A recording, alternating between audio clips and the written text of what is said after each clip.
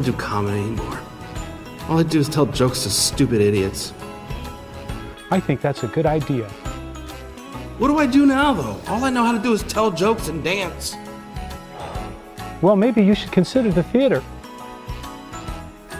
Oh, what was the movie you watched the other night? Oh, man, I watched The Night Porter. Oh, yeah, right. I gotta see Dude, that was fire. I mean, again, very oriented for me to like it. Yeah. I knew somebody told me about it. I couldn't remember if it was you or, maybe it was like Kyle and Gina. I haven't seen it.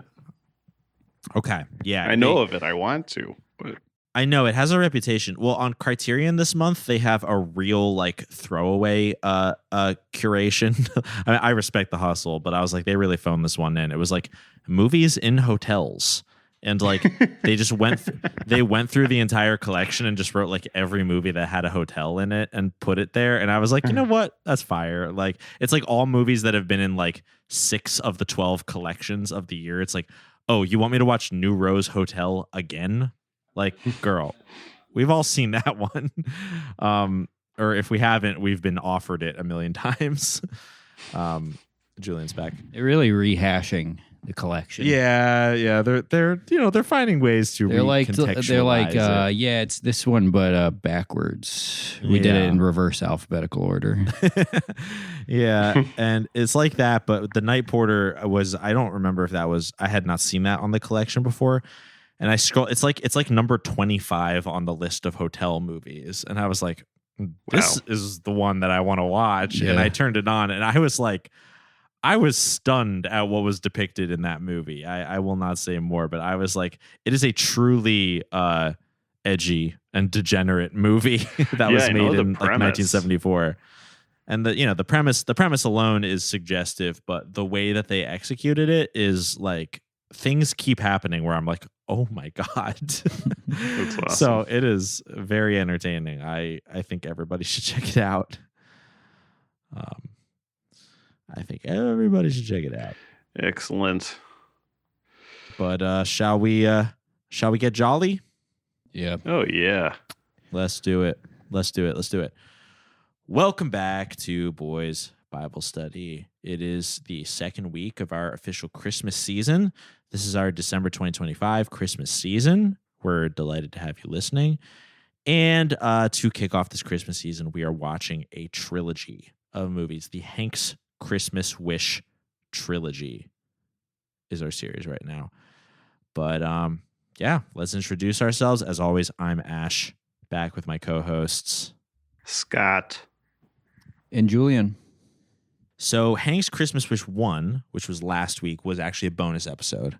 So, some people obviously heard it, but everybody heard it. Well, sure. And everyone, maybe actually not everyone heard it, but everyone who did made a Christmas wish. Yep. I would like to think. But, this week, we're really going to bring, Hank's message to the masses, I suppose.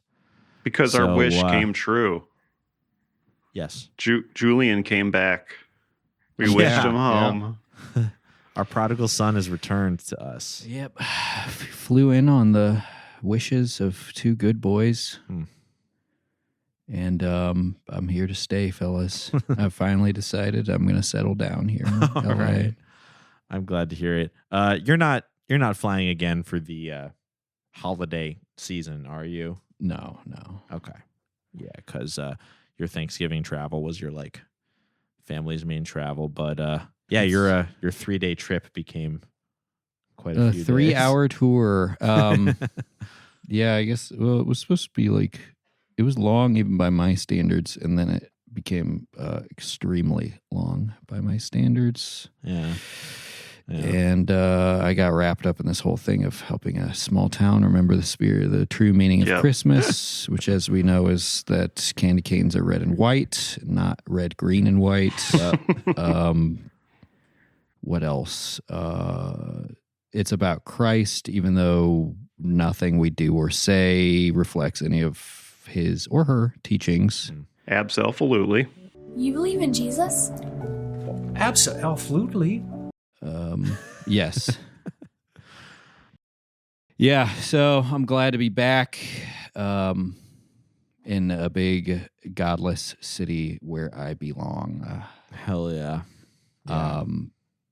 Should I tell the story of not to toot my own horn, but I helped the homeless while I was back in my I say let these people town. know. I did a good deed. Nice. And I was chastised by much of my family for deciding to do Why? this. A decision Just for bringing them into your home so that the cops that wouldn't tow their is- car? unfortunately. Yeah. No, I went to volunteer at a soup kitchen, and sadly the state, I hope this is not an indication of the majority of middle America, but the amount of pushback I got for deciding to volunteer for 4 hours to help the homeless during a time in which I had no other obligations and would not preempt any Thanksgiving meals. I was met with an insane amount of like, do you realize what you're doing? I Wow. was told by a member of my family who is a police officer that most crimes occur outside of the soup kitchen. Oh my God, dude. That's- And I was just supposed to make of that what I would.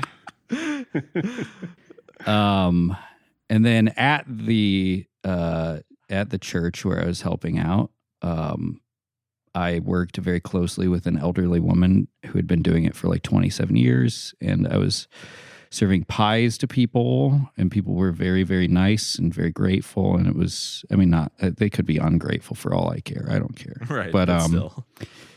yeah, I was helping out, and I at one point I told this elderly person, I was like, yeah, I'm actually only in town from Los Angeles for the week, and I just want to do something nice. And she was like, this is around hour 3 that we had been working together to help the homeless, mind you, to feed some people the only meal they get the entire year. Her response is to say, wait, she said, wait, you live in Los Angeles? And I said, yeah. And she went, ugh. And then her attitude towards me completely changed.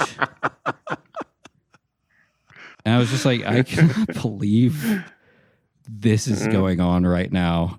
Oh my God. Yeah. And, but I got her back though, because outside the soup kitchen. yeah, serves her right. yeah. I got her back though, because maybe she didn't even realize I got her back, but I made myself proud because I, later on we were saying goodbye, and I was like, yeah, she was like, I hope you had enjoyed it. And I was like, yeah, it really beats sitting around watching TV.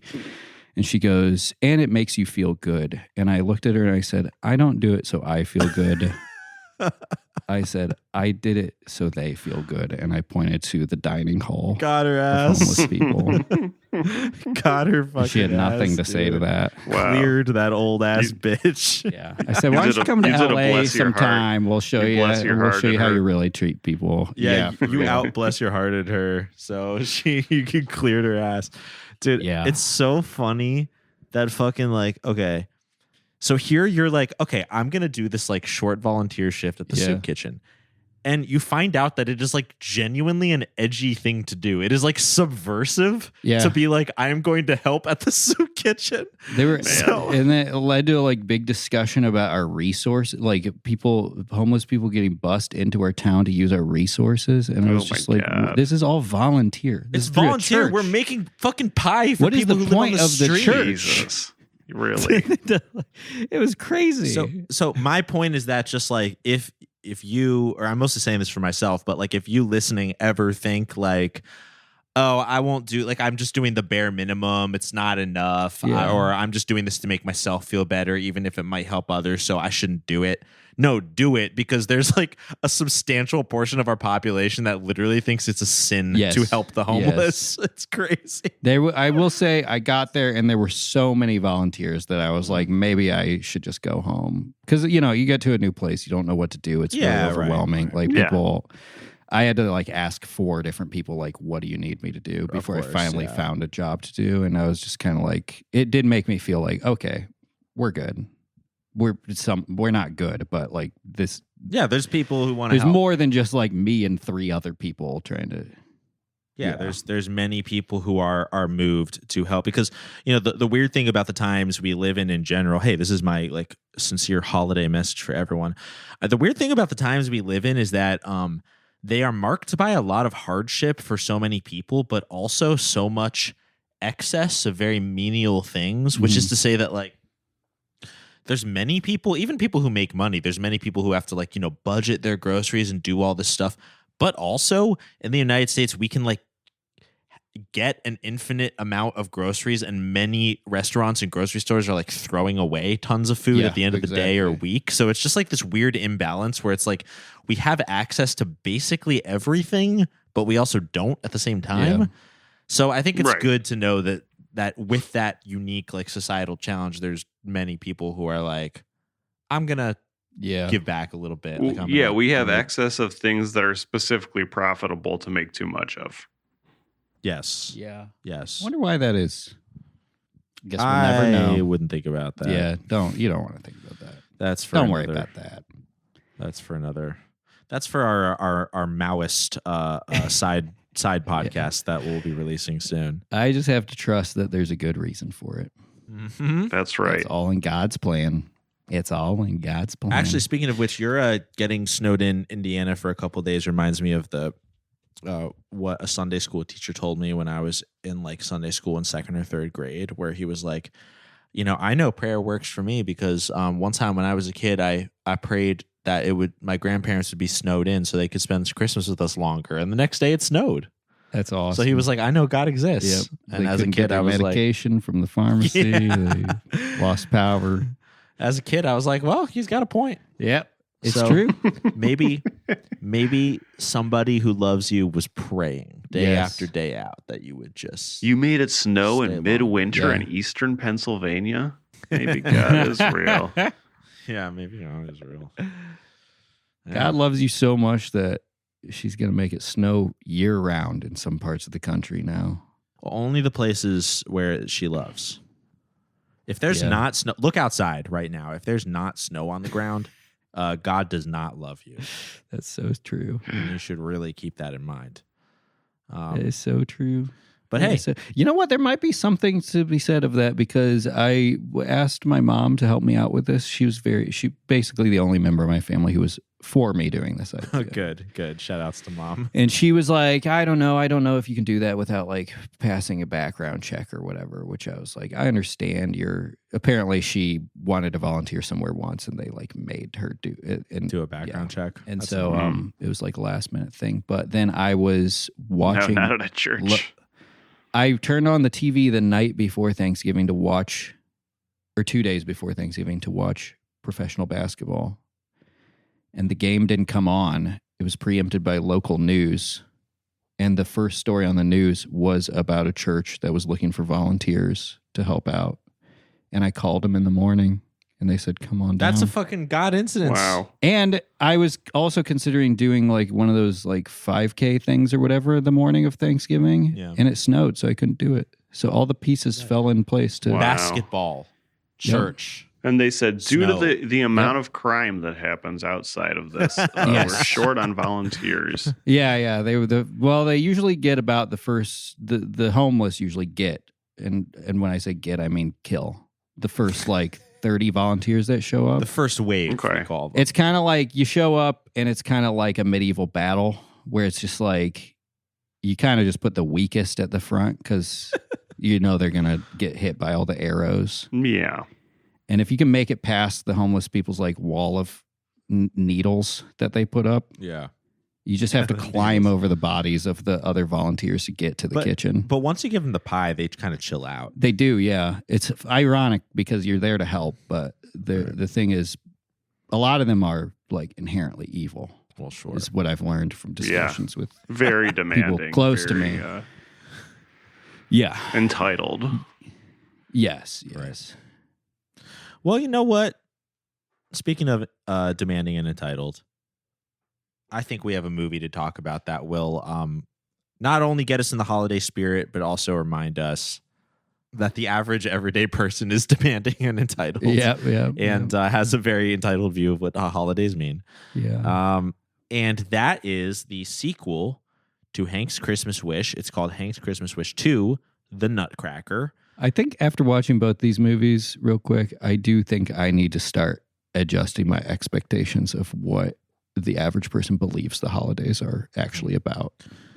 I mean, there's a statement in this movie. It's like the thesis statement of the movie. Someone's giving a speech and they say, as we know, the holidays are about decorations, giving, and being together. Mm-hmm. Which I don't exactly disagree with that, but I do think it's kind of funny that in your bullet pointed list, like the first sentence was the holidays are about decorations. Yeah, I would say, and then a distant second and third, according to these movies. The aesthetics of the holidays. Yeah, that's really the most important thing. Are by far and away the most important things in both of these movies. Truly. No, that is what we've learned. Anyways, what is this freaky ass flick about? Yeah. Christmas. That's true. It sure is. I mean, I think the first thing I want to point out, especially because this might be the first of the Hank movies that some people listen to if they only subscribe to our free feed. I do want to remind that this is a film by the great Jason Campbell, who every time we review one of his films, which has been quite a bit this year, and we did this last week as well, we look at his IMDb and we marvel at how many fucking movies this guy makes. It's crazy. He's like the Johnny Toe, the Takeshi Miike. Yeah. So prolific. But better. Yeah, but better, because a good thing to keep in mind is both of those guys make scary movies in a language that we don't understand. Whereas Jason Campbell makes friendly movies in a language we do understand by people who look like us.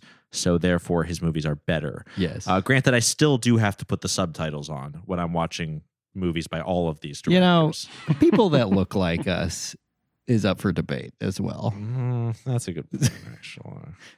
I really would like to hope that I don't look I would like to think I look closer to some of the people in my favorite Hong Kong action films than I do to Dean Cain. Listen, if I want to see myself then represented the man on the who screen, ate Dean Cain, as a friend of the pod, Jim said. Oh, fuck. If I want to see myself represented on the screen, I will simply watch Rachel Sennett's "I Love L.A." I don't have to watch, something like Hank's Christmas Wish. This is actually more anthropological. I'm trying to see, how it looks like in the flyover country here. But yeah, in Hank's Christmas Wish 2, we're back with some familiar characters from 1.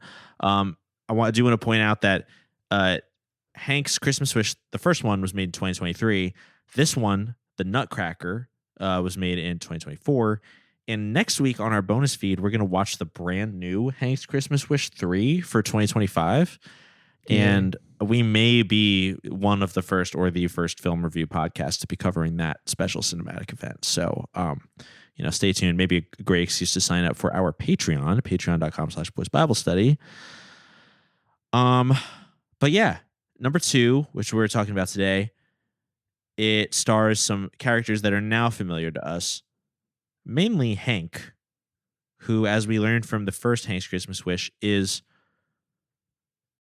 literally an elf. He is an overgrown elf. Yeah. What was the reason? Once you retire, you grow really quickly or something? Once elves, you get old, you grow. Well, you grow bigger. Okay. Okay. Yep. Yeah, you grow bigger. Because when we get to a certain height and we get old, we shrink. But not elves. They start tiny and they age by growing. And lovers of Hank's Christmas Wish franchise will be delighted to know that the supporting elves from the first film, Tippee and Toes, are back. They have a much smaller role in this one, but they are like working elves from the North Pole who report to this town where Hank is. I don't really know why. I like to keep a watch on him because Yeah. these movies are really about like the hidden evil bureaucracy behind Santa and his workshop. Yeah. Which is What- no fun at all. Is there like a story behind the guy who plays Hank and his connection to Jason Campbell? Because this I saw on IMDb that he really doesn't do much, but he's like a producer / actor. This seems to be like his vehicle. Like I know it's a JC Kinda production, is. but it's like Oh, interesting. he is the I don't know if I would call him the star of the first movie, but he is very much the star of this one. Yeah, and Like- he's like the influence of it because even the first one, he doesn't come across as the star because the main girl, I forget her name, is the best actor in it, and she kind of like makes it her the center of it just by doing a Yeah. good job, basically. Yep. Because like really, they're showing him like in the street, like tiptoeing around the street in his garb early on in that movie. It just is like irrelevant to the story. Yeah. But yeah, also to your point though, with most of these Jason Campbell movies that we watch, there's usually like a co-writer or like a co-director, somebody like that, somebody who he's focused on collaborating with. So I think you're probably right. This is probably, even though he's not the writer, maybe he like had his elf character already or something like that. I would It's possible. By the I way, would like to say I would hope he already had this character, but at the same time, it's like also really sad if he had this character and was like, this guy needs a movie. this man's name is Michael Sigler, by the way. His bio on IMDb says Michael Sigler is an American actor known for blue eyes, a friendly voice, and quiet intensity. Quiet intense. No, he's not. Who wrote? That's what it says here. I'm just quoting the facts. Like we can dispute them. That's our business. Okay, yeah, sure. His first stage experience was in Mrs. Conway's first grade class at Frost Elementary School when he sang "I'm Frost going to ride in a Elementary rocket." School. Holy shit! In Frostburg, Maryland, Really? when he sang, yes, I'm not even kidding. Okay, something's happening here. I don't like this. He sang "I'm going to ride in a rocket ship" in a play. It was a timely selection as this whole moon thing was still pretty new at that time. Oh, brother. Oh my God. I'm trying to see Damn, if there's he a- like- tell me there's something His about mom some really sort of saved the traumatic brain paintings on the injury or something. fridge to put on his fucking IMDb. Yeah. Literally. Literally. This is sad. While exposed to theater at the Frostburg State College and Montgomery College, I'm just looking for any other Santa-themed stuff in his life, but I think that was the end of it. I do like this sentence. He began acting in the Washington, D.C. area in 1989 and continued until 94 when he took what was to be a temporary break from acting for personal reasons. Okay. And then 20 years Toy later, making. he resumed. And Yeah. yeah. Yeah. I'm just saying, I think maybe he's just playing himself. Maybe he is actually an elf. Like sometimes, Oh, okay. sometimes the truth is just stranger than fiction, you know? Yeah. I mean, he really, there's no other, surely no grown, mature adult male would think that any of this is funny or noteworthy or, like, it has to be, this is basically like a documentary, right? I think it is. There He can't loves possibly children. He's be trying to any other entertain the excuse. children. Is this entertaining to kids? I would really like to know that. No, his shtick, not the movies. Well, Oh, maybe yeah. the movies are supposed to be. It's funny because children play a very, very small part in these movies. Like the idea of entertaining kids is, I don't think, really ever mentioned in these movies. It's really about entertaining himself and like making the mayor happy. Yeah. I don't know. I There's mean- really not anything in it that's like, we're doing this for children. I mean, this is another one of those family-friendly movies, and I mean that as a slur. Yeah. Not because I'm objecting to the idea that, I'm not saying a movie is inherently bad if it's G-rated. Yeah.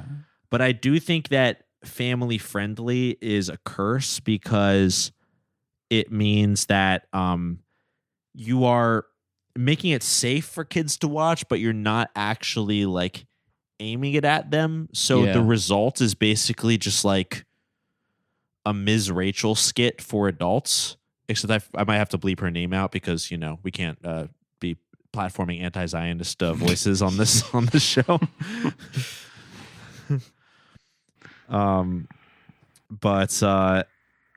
Yeah, I think that this kind of falls in that genre too. It's sort of like a kids movie for adults. Yeah, with the plausible deniability that like, well, you can watch it with the whole family. Yeah. Less so, I mean, the first Hank's Christmas Wish I think was more child oriented. At least like Bella and Liam were the main characters, and it kind of just felt like it was about like it was a kid oriented lesson of like, you know, Christmas might mean something different to you if you have you know, you don't have as much money or your family isn't all together or any of the common things that could impact a child's This year. one was for adults. This one felt like it was for Dean Cain graphic specifically. and the language.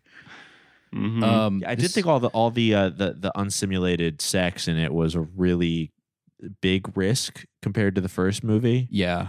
And the 4-hour runtime, you know, really made this a different experience. When he made Frosty the Dough Man's cheeks clap, I stood up. I clapped. I stood up and clapped at the TV. Let's talk about the main thing in this movie is once again there's another crisis over how the city is going to sanction the celebration of Christmas this year, which is it is funny to see that we no longer have like wars on Christmas in these movies. Now it's like we've established that Christmas is the official U.S. holiday. But now we're arguing over how we're going to celebrate it, which Hank would like to put on a performance of the Nutcracker. None of this shit makes any sense. Whereas like the city council wants to hire a comedian. A Christmas comedian. A Christmas comedian named Frosty the Dough Man.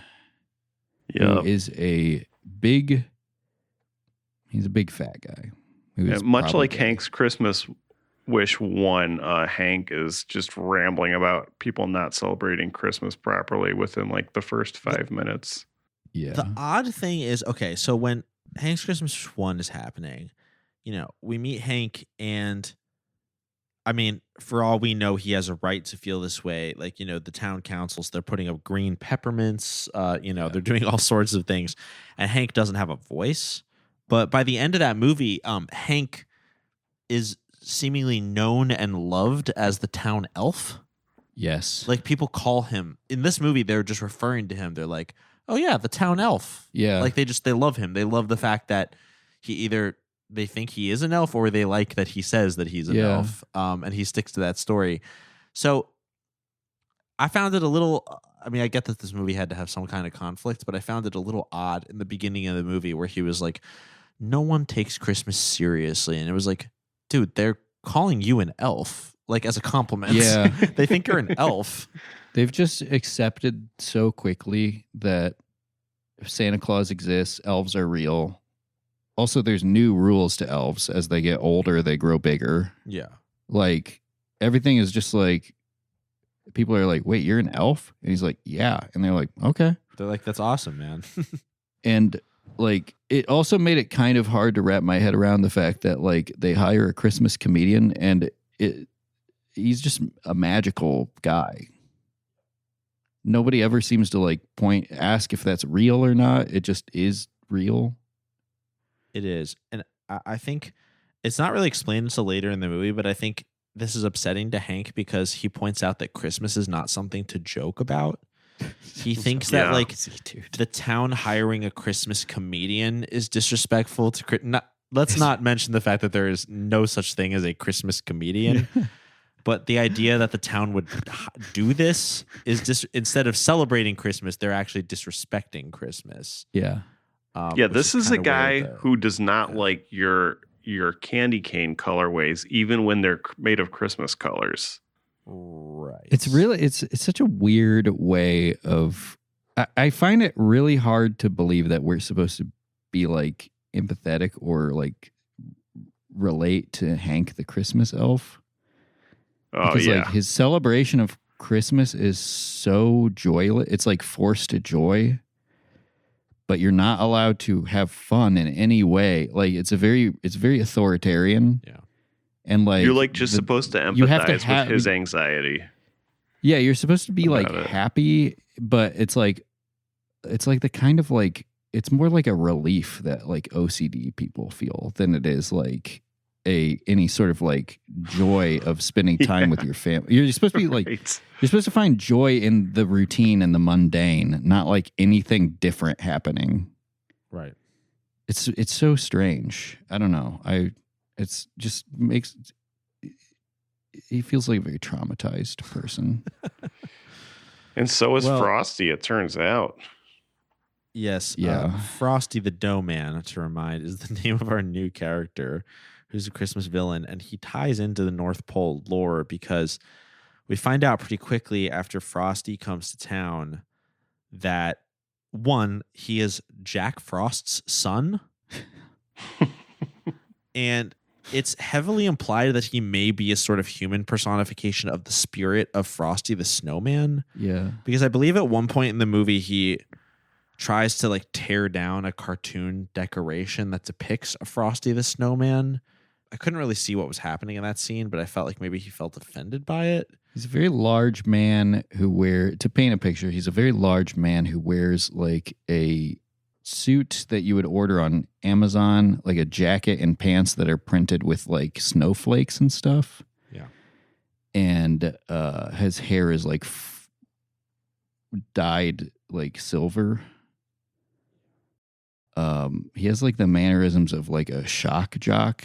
He reminded me a lot of like Sam Kinison or Tim Dillon. Honestly, say Tim Dillon. He's basically Tim Dillon. If Tim Dillon was like, instead of being gay, he was like obsessed with winter stuff and still gay, but only told jokes about Christmas. Honestly, one of the first things you learn about Frosty the Dough Man is that people are concerned he's a pedophile because he is seen he's seen going into the mayor's office.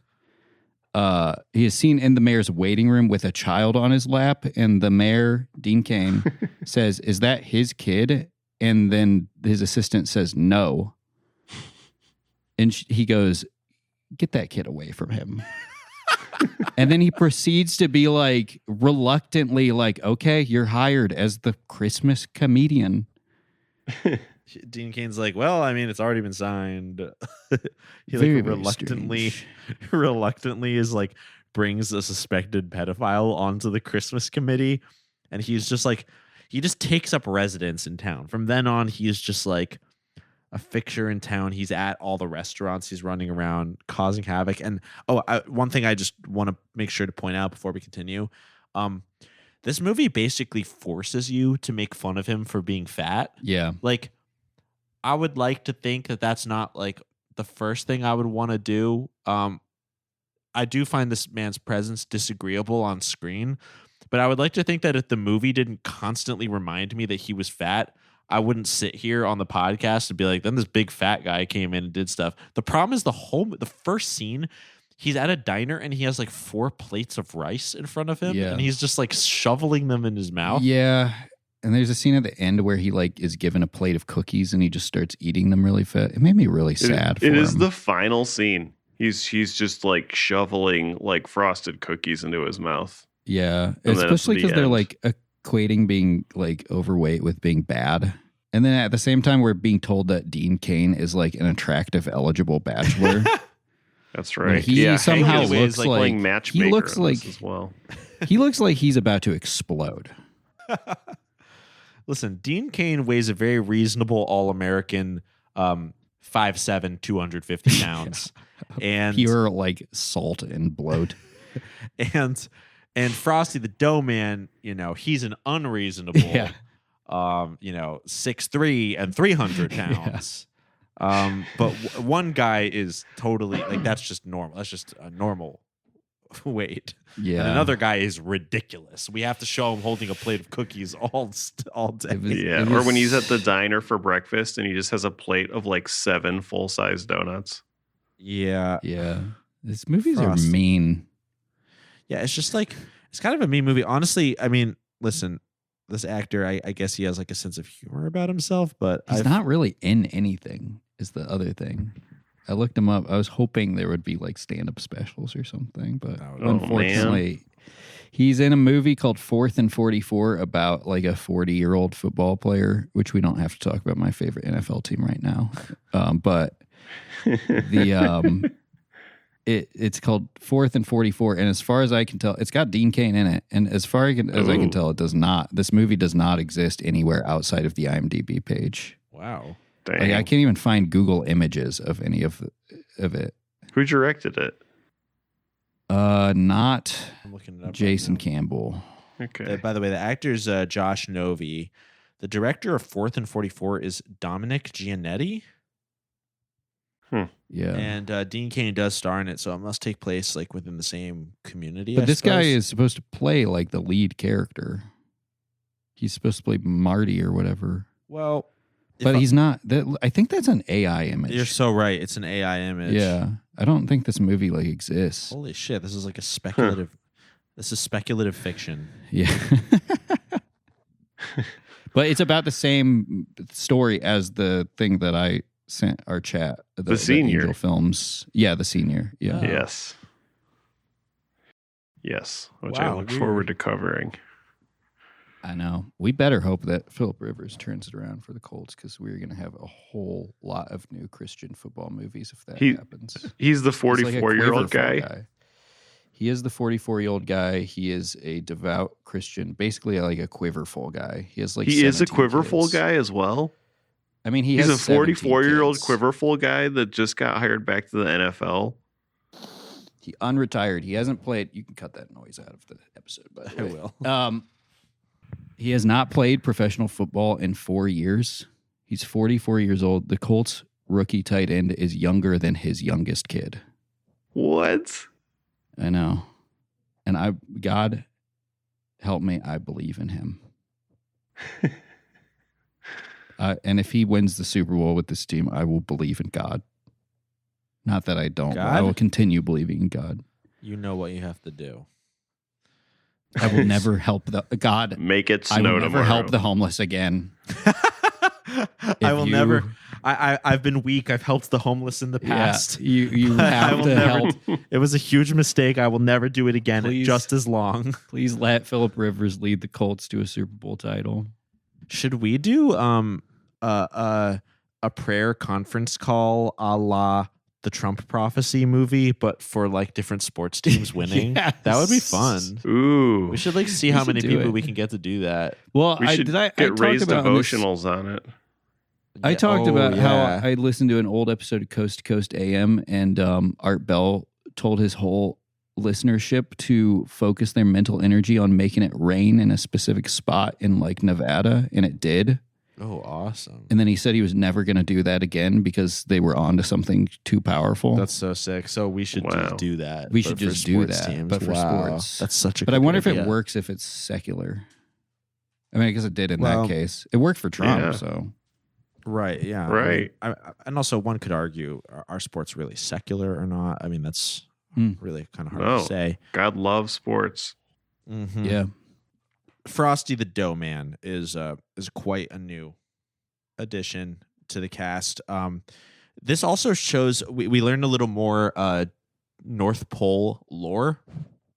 So again, keep in mind that Hank is a former elf who worked at the North Pole and now lives in this fucking town that we don't know where it is. And he's like an independent elf contractor now. Yeah.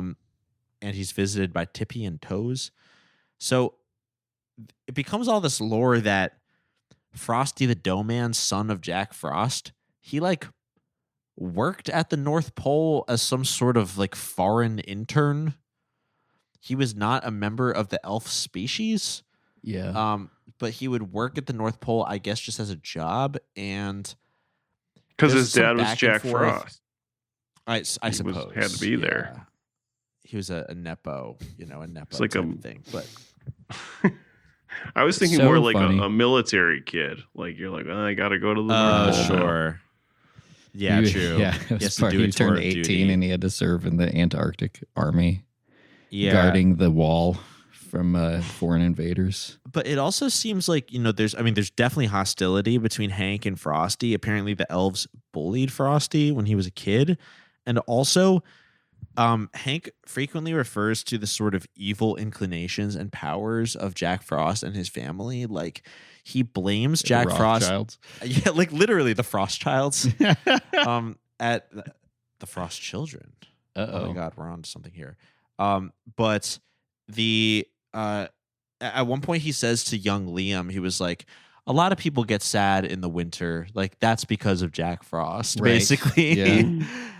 Later on in the movie, Frosty the Dough Man literally does like eco-terrorism. He spreads a plague Yeah. from a Yeah, virus in the lab in the North Pole.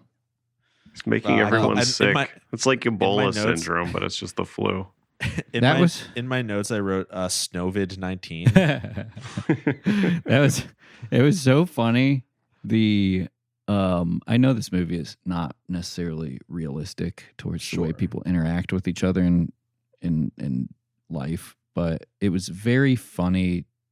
It was very disturbing to see a man sneeze at a restaurant, another grown man go over and give him a handkerchief, have him blow into the handkerchief while the grown man who gave him the handkerchief is like rubbing his back and patting him on the back and saying like, let it all out. Wouldn't be me.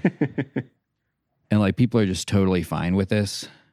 And then they don't react at all when he starts waving the handkerchief filled with snot all around. Everybody's like, that's weird. I don't know, whatever. I'm fucking, the movie's obviously got a sense of humor. Why am I I'm being a jerk. Yeah, it's a Frost. comedy. Being goofy. Yeah, I was being goofy. It's being goofy. I just think it's funny. I think maybe to explain why the goofiness of this movie doesn't sit right with me is that like it's a comedy movie, but it has lore. Yeah, I think it's the fact that it's so committed to removing all of the fun from every aspect of Christmas while telling me that it's trying to make Christmas fun is really frustrating. Like the lore is about how boring and bureaucratic, and there are like nepo babies in at Santa's There's workshop. outsourcers and nepo babies. And then like back in our world, like an elf is here to save Christmas by like telling us all of the guidelines we have to follow. And like, we're supposed to be like, you know what? He's right. I really wish the candy canes were still, why don't we do like, he's also mad about stuff that just doesn't exist. Like people still do the Nutcracker. People still put up like candy canes with red and white stripes. My daughter just went to the Nutcracker this past Saturday. Wow. Coincidentally. It was somehow a War on Christmas movie when the War on Christmas has been like won for years at this point by the pro-Christmas people. Oh, yeah. I mean, that's human nature though, right? You know, you look around and you decide that you're persecuted, even if you've made culture in your image and you're just not happy with the results of it. They're imploding. These people, the pro-Christmas people are imploding because they no longer have an enemy. So they're turning on each other and they're saying like, you're not saying Merry Christmas correctly. Right. And a new scapegoat has run into town in the guise of Frosty the Dough Man. Yeah. He's a target we can all, pin our hostility on. And let me say, it's a pretty easy target to hit. Yeah. Yeah. And Let me just say, when he sits around the Christmas tree, he sits around the Christmas tree. Once it's all said and done, though, like it seemed like Hank and the other elves were pretty mean to Frosty, and I felt like he didn't fully. He kind of got off easy. It's funny to be like, yeah, he's evil because we bullied him when he was a kid, so we have to stop him. It's like it feels like making a murderer or something. Yeah, it's funny because the cops are like, well, we can't let him out of jail because we put him there because we thought he was a killer even though he wasn't, and now we turned him into a killer. But it's also funny because they're like, yeah, we made him evil because we bullied him, but also something about his race is evil.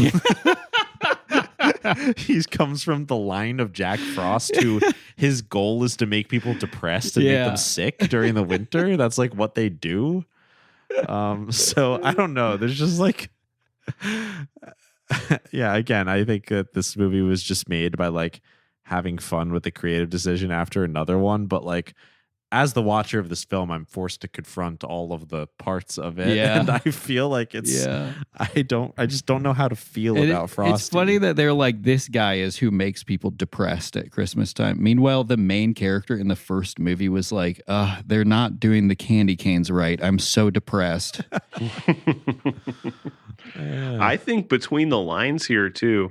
So in the first Hank's Christmas Wish, Hank is very excited, as the type of independent contractor he is, that he has created what could possibly be this year's SG3, I think it was called. SP3. SP3, Special Present 3, something like that. Something like that. And although Suppressive person. the elves were suggesting that this could be the gift, seeing the gift in action, I was pretty certain that it was not Special Gift 3 because it was really stupid. Yeah. So I was wondering if it didn't work out and he's kind of like anxious the whole time because of that. That is possible. I mean, they really seem to have, put his hopes high. Maybe where we see him in the rest of the film as a result of that is extremely possible. It was like a gun you shoot in the air and then glitter falls down all over your floor. Like any parent, when they saw that used once, you'd be like, absolutely not in this house ever again. You're so right. It's funny that he invented a gun for like Christmas too. Like it's really weird that like, I don't know. I was just like, I really feel like, I mean, I'm not that familiar with Santa and the elves, but I just feel like maybe they would shy away from the guns. Like they've been around since before guns were even invented. Right. And they've seen all of the chaos and destruction the invention has brought upon the human race.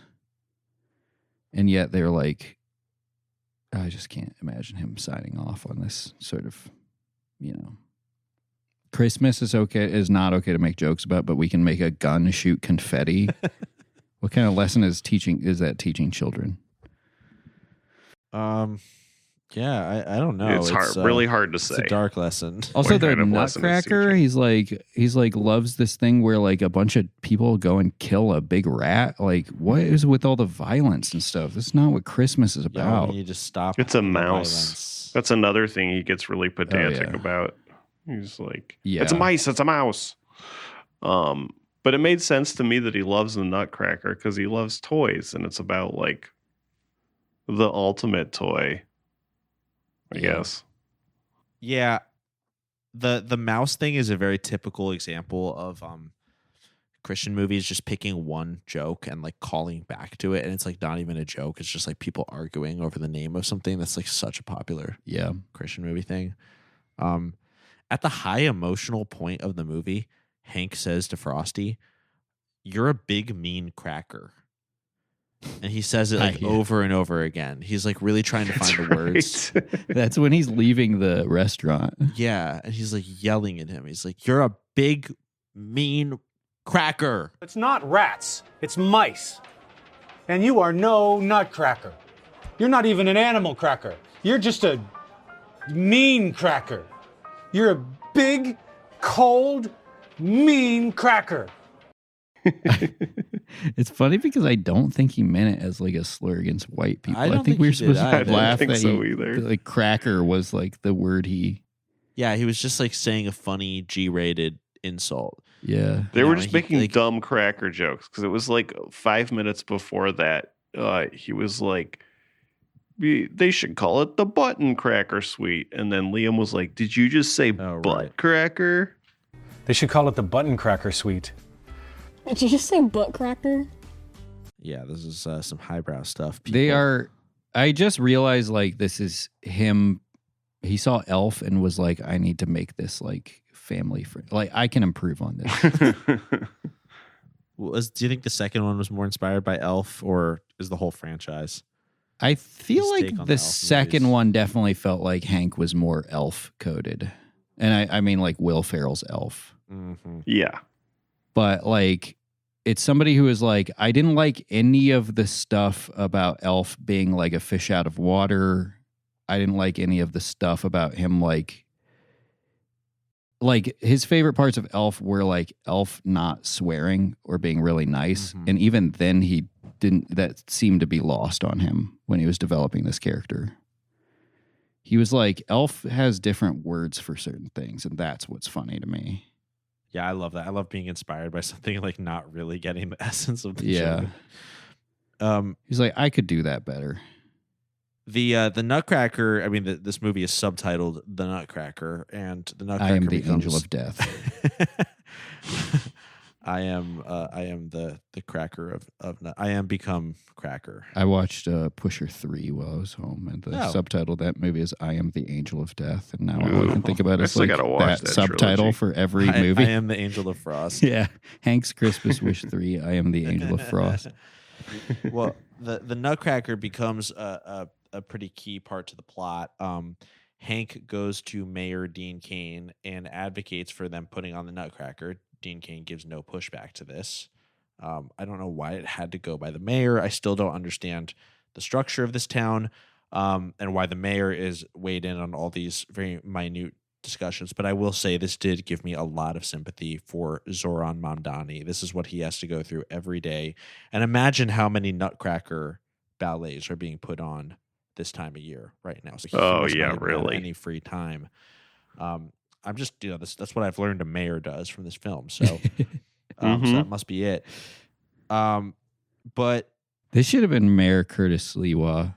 Because he would be this involved. Dean in Cain should have everything. worn a red beret. Yeah. That would have been funny as fuck. Yeah, dude. Oh my God. When we get to I think direct he would be 4. great in a Christmas movie, honestly.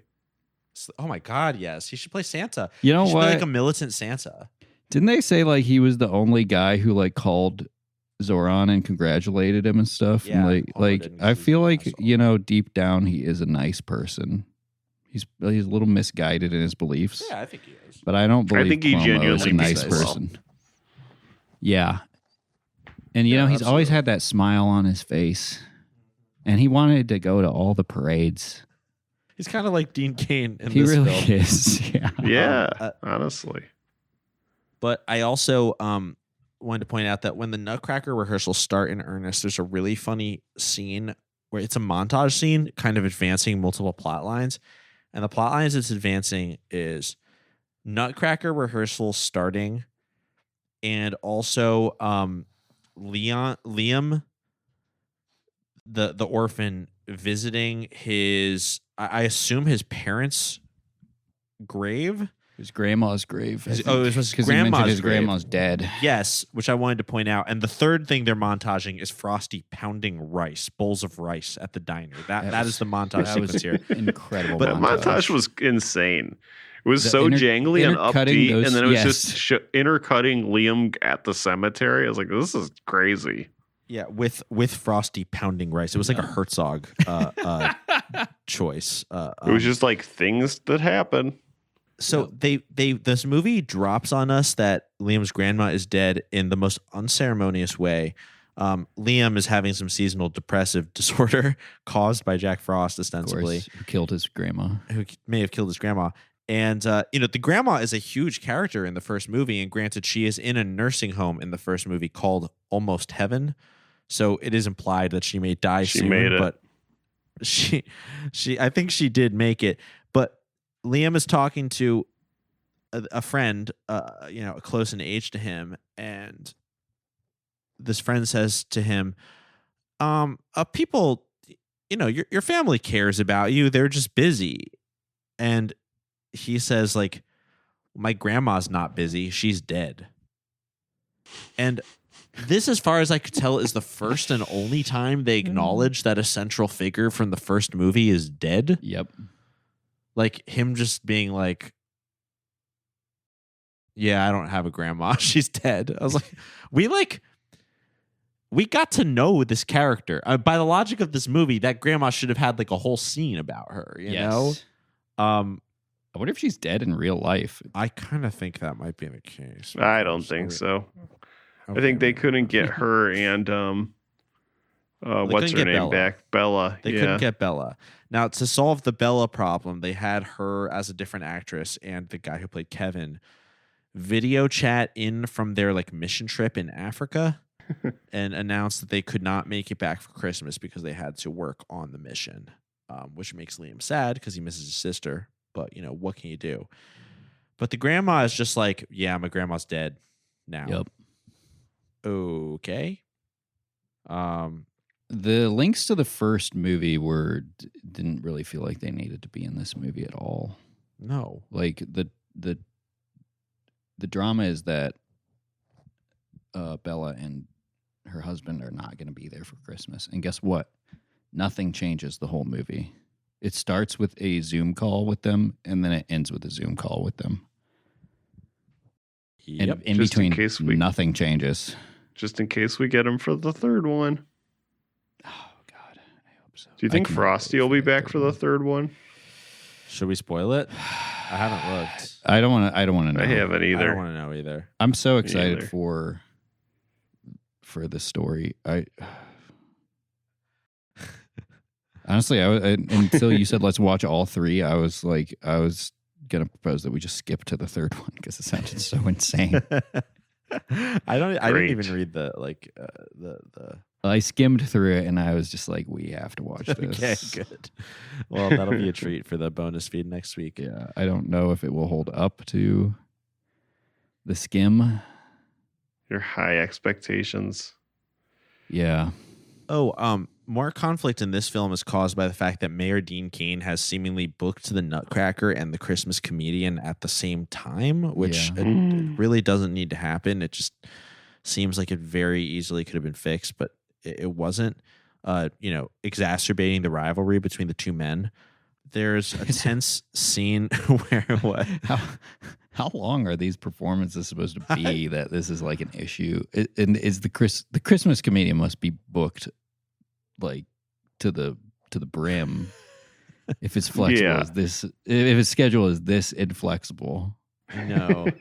Well, it's Christmas. I mean, it is the season. Like this is when you're doing all your gigs. But how long is he performing for? Is he doing like a 20-minute opener, or is he like doing like an hour special? He's got fucking 2 solid hours. He's got 25 minutes on fucking stockings. Yeah, I think that he has a lot of material evidenced by there's like dueling rehearsals happening. Frosty's on stage while they're setting up the Nutcracker. Yeah. And Frosty's material at this point in the movie has just become basically roasts on Hank. And he sets up a joke by saying, don't ever lend money to an elf. The punchline of this is because they always come up short. But when he was talking about not lending money to an elf, I was like, that's a little suggestive here. Yeah, this movie's mean. I was like, well, that's Christmas comedy. Kind of like the Christian humor a lot of the times is to just replace the offensive thing or like a swear word or the risque thing with like a different thing. Right. So you know that they're like talking about the bad thing. It's like, him calling the guy a big mean cracker. Right. Like, he was trying to drop like a slur. You probably want to call him the K word. Yeah. But like, we're like, oh, he didn't say it. He said cracker instead. Yeah, that's funny. That's sweet. Yeah, I don't know. It's like...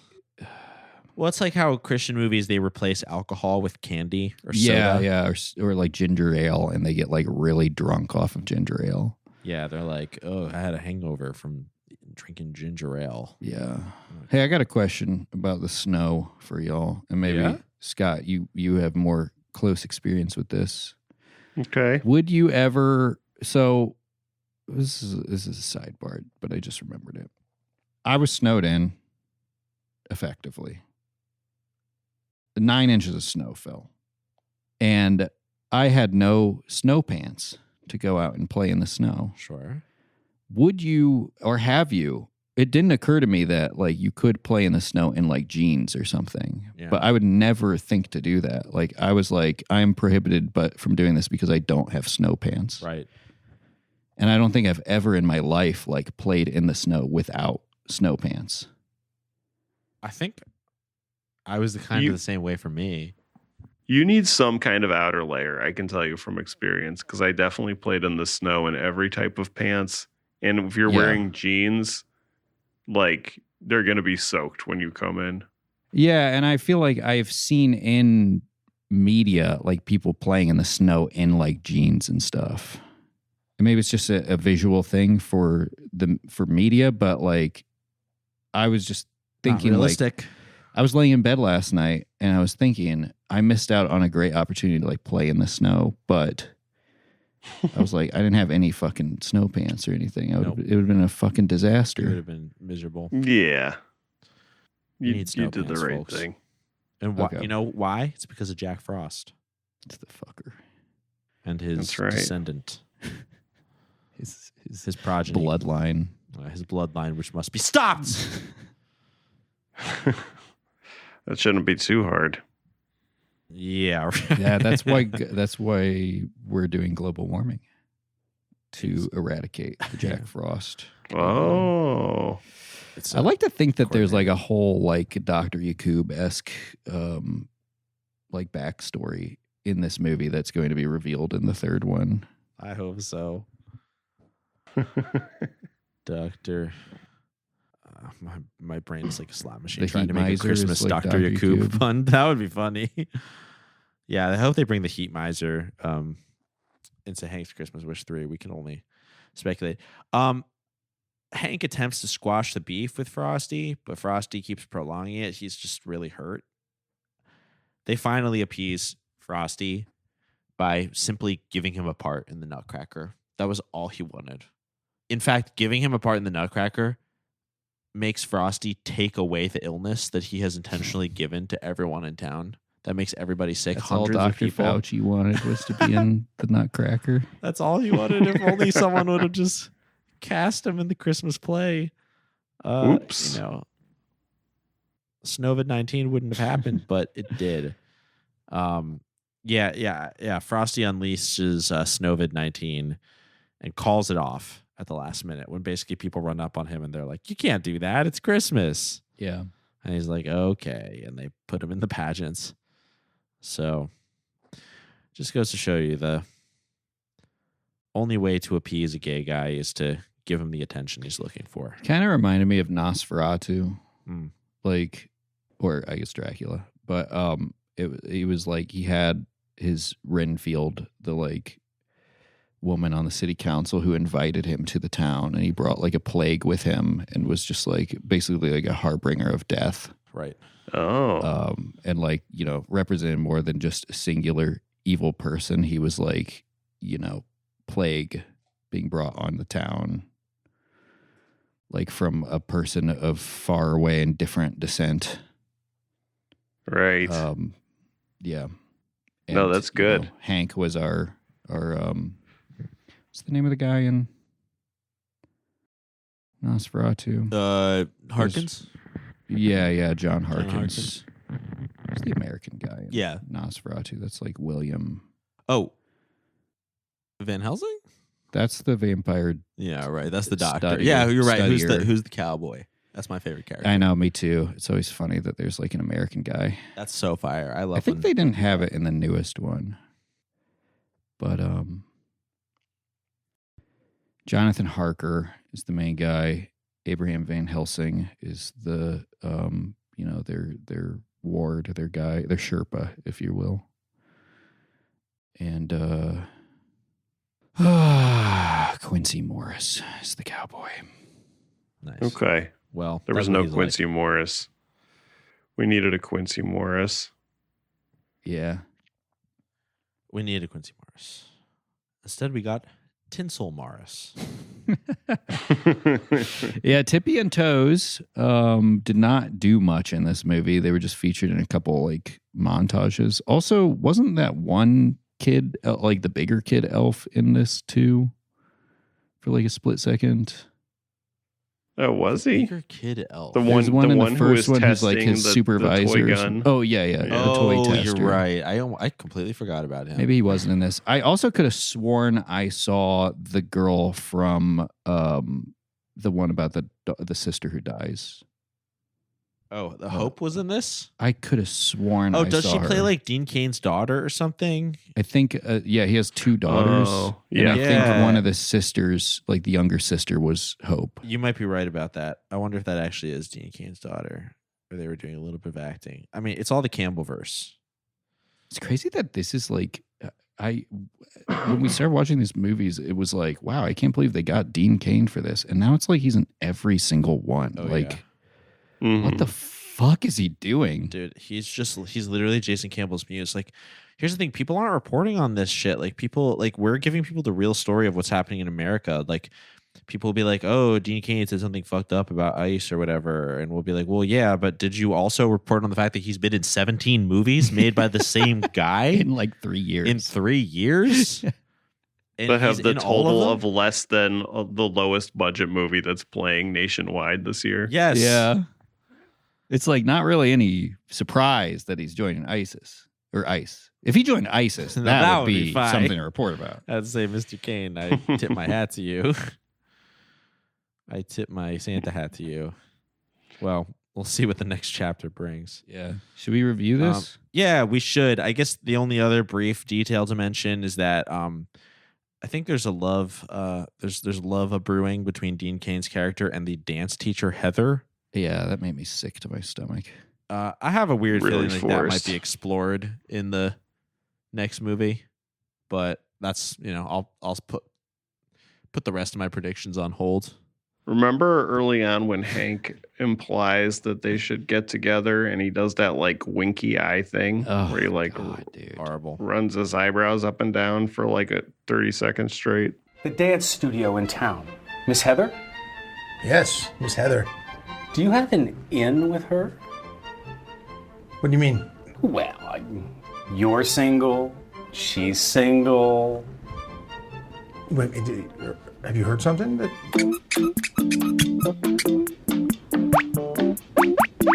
No. Yet another instance of like they're clearly talking about fucking, Right. but Yeah. they're like have to like change the words around. Right. Ugh. I cannot. This Dean Cain, like, it makes me ill to look at him. No. Also, it was like, I think he's supposed to be Hawaiian. Who, Dean Cain? Did you notice that? Frosty the Dough Man mentioned something about shave ice. And then he like Oh, looks at Dean Cain, and Dean yeah. Cain is like, oh, because the Hawaiian. Right. You know what? That like passed by, and I was like, "What did that mean?" Because then I looked up, and Dean Cain. Cain is not Hawaiian. He's like half Japanese, half white. Is he from Hawaii? No. So I was like, is this mayor supposed to be like part Hawaiian. Hawaiian or Hawaiian? Does shaved ice have something to do with Hawaii? I don't know. Well, there's Hawaiian shaved ice, and that's I didn't even know that was a thing. Yeah, it's like when you get I mean, it's just another term for like a snow cone, Yeah. kind of. Maybe there's a difference, but like I'm unaware of it, and I was also unaware It's a if this character is supposed to be Hawaiian. Why? I don't really understand why that was a thing. I really don't know. Anyways, every time we watch one of these movies, I'm left with more questions than answers. Well, they'll all be answered in the third one, I'm sure. Yeah. And I just looked it up to confirm these are straight from the mind of Jason Campbell. Hell yeah. That's So- the Campbell verse. Yeah, no, it says he wrote them all, but As far as I know, he saw this guy's elf character and he loved it so much, and then he started coming up with lore about the North Pole and shit, and like, yeah, yeah. this is what he's sitting around thinking about around Christmas. Mm-hmm. Mm-hmm. This is the fucking Campbell verse. That's all I can say. This man is sick. And we pray he does not get better because this stuff is good. I've got the Campbell flu, and I do not want to recover. Yeah. I want to die right here where I'm laid up. If you see me like this, do not help me. I'm exactly where I want to be. I'm in Jason Campbell's world. Let's rate this one. Let's do it. Yeah. Let's do it. What did we think? What was the official Boys Bible Study rating of Hank's Christmas Wish 2? The Nutcracker. I thought this was much better paced than the first one. The first one could take notes and trim a little bit compared to the second one. Another editing trick they picked up is the animated snow transitions. I really liked those. I'm going to give this 10 out of 10 animated snow transitions. Uh-huh. Perfect score. If I ever heard one. This one was different enough from the first one and special in its own ways that I feel like you could watch without even seeing the first one. It was very interesting that it took this route. I don't know if I liked it better or worse than the first one. It felt kind of like watching John Wick 1 and John Wick 2, where it's impossible to really, like, the characters are similar, the situations are, like, it's the same universe, but they're so different, it's hard to really, anyways, I'm going to give it, I already forgot my fucking rating. God damn. 7 out of 7 donuts. Oh, yeah, I'm going to give it 8 minutes of the final 8 minutes of the movie that I fast forwarded through because it was just the performance of, like, seemingly an actual performance of the Nutcracker that the cast of this movie put on. They may have. Intercut with stock footage of audiences clapping. A perfect score, if I ever heard one. I was a big fan of Hank's Christmas Wish 2. I suspect it may simply be the appetizer for the main course of Hank's Christmas Wish 3. But, we'll find out next week when we all watch it together. Gonna have to give this film 100 out of 100 cups of hot cocoa because they were drinking so much damn cocoa in this movie. The first act of the film was just Hank saying to his young charge, Liam, have another cup of cocoa. Now, mind you, in the first movie, Hank says that his cocoa will help you go to sleep. Right. Be careful of that cocoa. It will put you to sleep, and it will make you sleep well. Now, I would imagine the cocoa has many healing properties depending on how you use it, but I would like to imagine that he's just, now that Bella's away in Africa, he's just got this boy. He's doing like the Gypsy Rose thing to him. He's just making him sick with cocoa all day. He's like sleeping for 19 hours a day and like making toys for 4 hours. Did we mention that when Bella said she was going to a city in Africa, Hank said, "Oh, I've been there. They have the like candy or something." Oh, I didn't remember that. Very strange. He was familiar with the candy in this African city. Yeah. Okay. Well, hey, he's a cultured guy. He's been all around the world. Yeah. Just only one night of the year, but he goes all over. I mean, if he's traveling with Santa, I don't know how this shit works. Or these independent contractors. I don't know what kind of mercenary he's been in. You call them thinking you're calling the North Pole. They Yeah. could be talking to you from, Nambia. Mm-hmm. That's how Santa's workshop works nowadays. But yeah, this is the second of the third in the trilogy. And now I'm just wondering, I mean, is Hank's Christmas with 3 going to set up for number 4 in 2026? Are we going to have a new Christmas tradition here at Boys Bible Study with the Hank's Christmas Wish? I don't know. I think 3 is like the perfect number, but I'll follow the journey wherever it leads us, and we will find out in just a couple days. So, yeah, if you'd like to hear that episode, why don't you go ahead and subscribe to patreon.com/Boys Bible Study. And we thank our generous listeners who are already on there. You heard last week's episode, and you'll get the updates on the whole trilogy. Special shout outs to our patron saints at the $20 tier, Nicole, Marissa, Jeff, Mark, and Alex. We thank you so much for your generous support. Also, our outro music is the song Oh My God by Mary. So, from all of us here at Boys Bible Study, myself, Ash, my co-hosts, Scott and Julian, we would like to say, peace be with you. And also with you. Yes! Yes! That's all he would yell when he was walking around town. Ladies? Oh, I think somebody's getting the flu!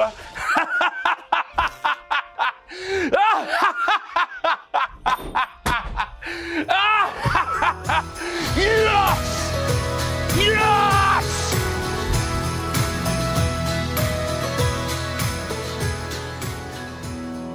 Forgive me, Father, for I have sinned. I feel your love in me, it's coming from within. Oh my God, my devotion is so unwavering. Divine emotions when you enter me.